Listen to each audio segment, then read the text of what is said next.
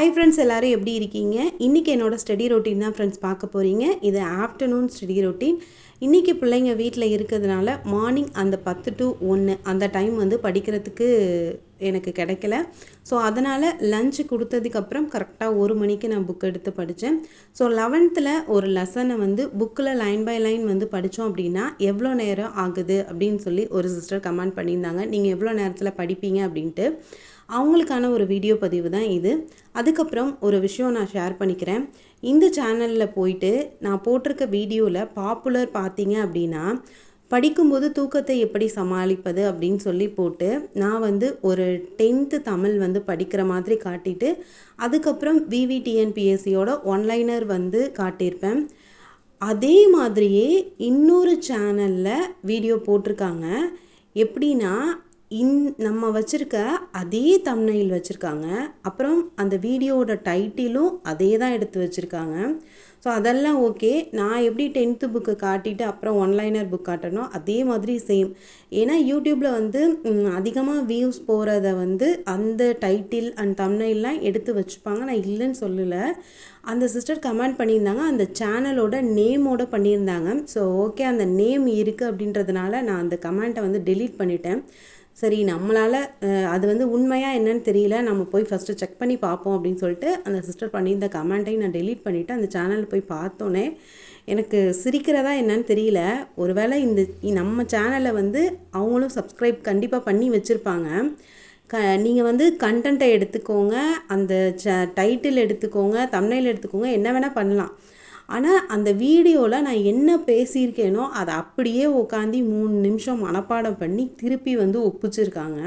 நான் பேசியிருக்க வார்த்தைகள் அந்த சேனல்லலாம் சொல்லியிருப்பேன் பார்த்திங்கன்னா, பசுமரத்தாணி போல் பதியும், இதிலேருந்து இது படிக்கிறதுனால நான் என்ன வார்த்தைகள் இப்போ தமிழ்லலாம் மனப்பாட செய்யுள் படிப்போம் இல்லையா, அந்த மாதிரி உட்காந்து அந்த வீடியோ ஃபுல்லாக பார்த்து மனப்பாடம் பண்ணிவிட்டு அப்படியே ஒப்பிச்சிருக்காங்க.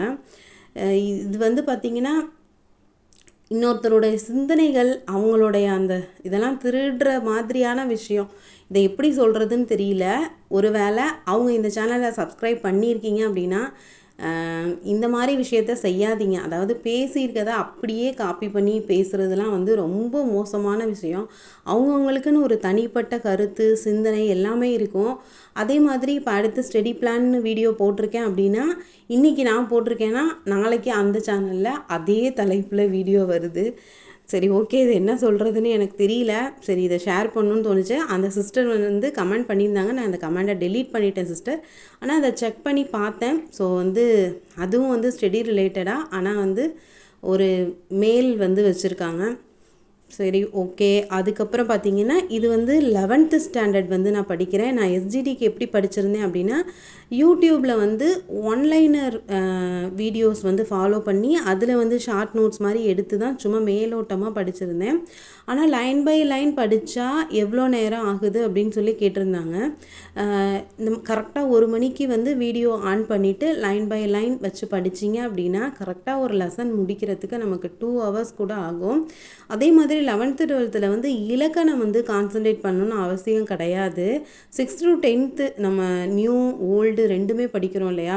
ஸோ அதில் இருக்க இலக்கணத்தை வந்து ஃபுல்லாக நல்ல தரவாக பண்ணிக்கிட்டோம் அப்படின்னாலே நமக்கு இந்த 11th 12th இலக்கணம் வந்து தேவைப்படாது.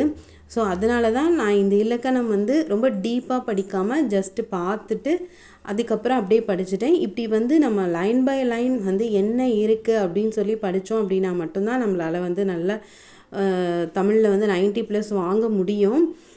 அதே மாதிரி 11th வந்து கொஞ்சம் நிறைய டேட்டாஸ் இருக்க மாதிரி தான் இருக்கும். கரெக்டாக பாருங்கள் எனக்கு எவ்வளோ நேரம் ஆயிருக்கு அப்படின்ட்டு.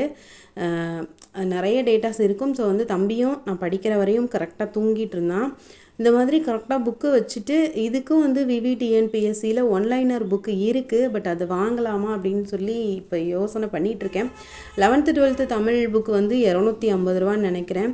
ஸோ கூடிய சீக்கிரம் வாங்கிடுவேன் அப்படின்னு நினைக்கிறேன். ஆனால் வந்து இப்போ டெக்ஸ்ட் புக்கில் வந்து இப்படி தான் வந்து லைன் பை லைன் அண்டர்லைன் பண்ணி படித்தோம் அப்படின்னா தான் திருப்பி நம்ம இப்போ இந்த லெசன் ஃபுல்லாகவே கம்ப்ளீட்டட். நம்ம அந்த வீடியோவும் அப்படியே கேட்டுக்கிட்டு லைன் பை லைன் ஹைலைட் பண்ணிக்கிட்டு உடனே அதை படிக்கும்போது நல்லாவே நமக்கு ஸ்ட்ராங்காக வந்து பதிஞ்சிரும். இதை வந்து டெய்லியும் வந்து நாளைக்கு இன்றைக்கி ஃபஸ்ட் லெசன் செகண்ட் லெசன் முடிச்சிட்டிங்க அப்படின்னா நாளைக்கு திருப்பியும் தேர்ட் ஃபோர்த்து படிச்சுட்டு திருப்பி ஃபஸ்ட்டு செகண்ட் தேர்டு ஃபோர்த்தை ஒரு தடவை இன்னொரு தடவை ஜஸ்ட் அந்த பேஜ் அப்படியே கண்ணால் பார்த்தாலே போதும். நமக்கு வந்து திருப்பி திருப்பி படிக்கும்போது நல்லாவே ஞாபகத்தில் இருக்கும்.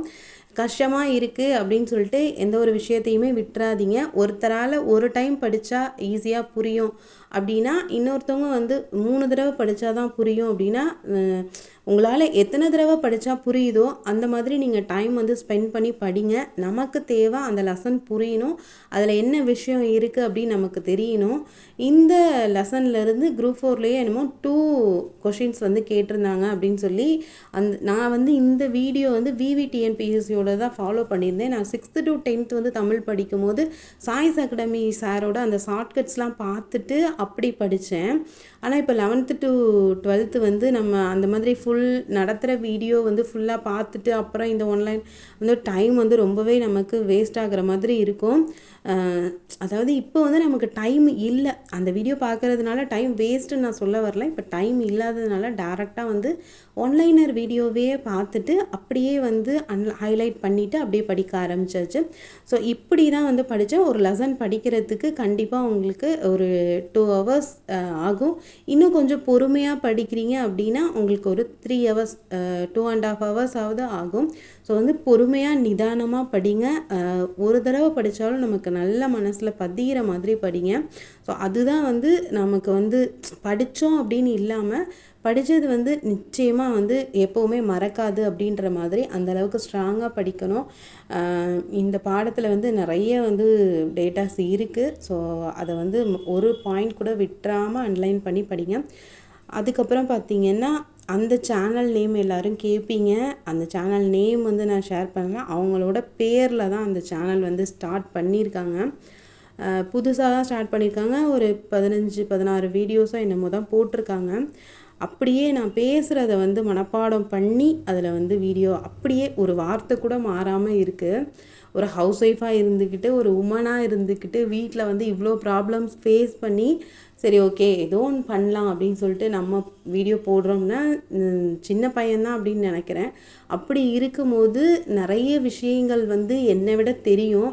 அப்போ உங்களுடைய உண்மையான சிந்தனை, கற்பனை திறன், பேச்சு திறனுக்கு ஏற்ற மாதிரி பேசி பழகி நீங்கள் வந்து வீடியோஸ் போட்டால் மட்டும்தான் உங்களால் வந்து நிறைய வீடியோஸ் வந்து பண்ண முடியும். நீங்கள் வந்து டைட்டில் எடுத்துக்கலாம், தம்ப்நெயில் எடுத்துக்கலாம், இல்லை கண்டென்ட் கூட எடுத்துக்கலாம். ஆனால் வந்து அந்த விஷயத்தை வந்து அப்படியே மனப்பாடம் பண்ணுற நேரத்தில் புக் எடுத்து படித்தோம் அப்படின்னா இன்னும் ஒரு 4 பக்கம் எக்ஸ்ட்ரா படிச்சுட்டு போயிடலாம். ஸோ இதை வந்து இனிமேட்டு செய்யாதீங்க அப்படின்னு சொல்லிக்கிறேன். கண்டிப்பாக இந்த சேனலோட சப்ஸ்கிரைபராக தான் இருப்பாங்க அவங்க. இது எனக்கு சொல்லணும் அப்படின்னு எனக்கு தோணலை, வேண்டாம் அப்படின்னு தான் நினச்சேன். பட் வந்து அப்படியே அந்த விஷயத்தை மனப்பாடம் பண்ணி ஒப்பிக்கிற அளவுக்கெல்லாம் பண்ணுறாங்க அப்படின்னும் போது சரி ஓகே ஷேர் பண்ணுவோம் அப்படின்னு சொல்லிட்டு தான் அவங்க எல்லார்ட்டையுமே நான் ஷேர் பண்ணேன். மற்றபடி இது ஒரு பெரிய விஷயம் இல்லை. அவங்க அப்படியே தொடர்ந்து பண்ணாலும் அது வந்து அதுக்கு பேரே வேறு. ஒருத்தக்கிட்டேருந்து ஒரு பொருளை எடுக்கிறத விட அவங்களோட சிந்தனை, அவங்களோட அந்த கருத்துக்களை எடுக்கிறது வந்து ஒரு மிகப்பெரிய குற்றம்னு நான் சொல்லலை. அது என்ன சொல்கிறதுன்னு எனக்கு தெரியல.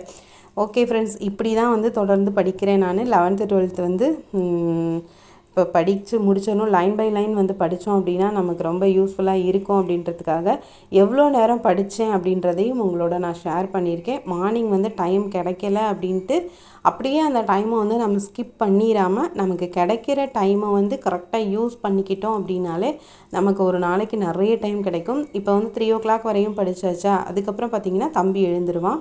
ஓகே ஃப்ரெண்ட்ஸ், பாய்.